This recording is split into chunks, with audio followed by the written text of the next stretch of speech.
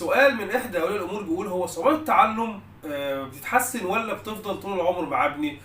طبعا بتتحسن. وصعوبات التعلم هي إن ذكاء الطفل أو قدراته العقلية أو المعرفية بتبقى في المدى الطبيعي، أو في المدى المتوسط أو فوق المتوسط، ولكن عنده صعوبة في طريقة استقبال أو معالجة المعلومة، زي مثلا في مجالات القراءة والحساب والإنجليزي أو الكتابة أو الإملاء، أو حتى في الفهم القرائي أو التعبير.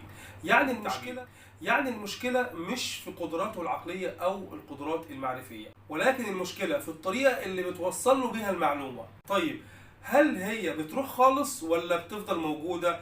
هي مش هتختفي فجأة، ولكن هتتحسن وهتقل بدرجة ممكن ما تبقاش مؤثرة على حياته ولا على تعليمه.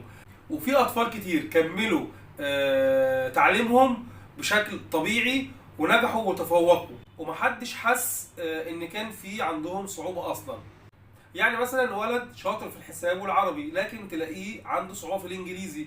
بنشتغل عليه كويس وبنشتغل على نقاط الضعف اللي عنده في الإنجليزي، وبيتدرج واحدة واحدة لحد ما تبص تلاقي هو بقى طبيعي. من الآخر، طفل صعوبة التعلم لو اتوفر له 3 حاجات: معلم شاطر في صعوبة التعلم، أم وأسرة مهتمية بيه، طفل عنده قابلية إن هو يبقى أحسن، هنبص هنلاقي في فترة وجيزة جدا قدراته المعرفية وقدراته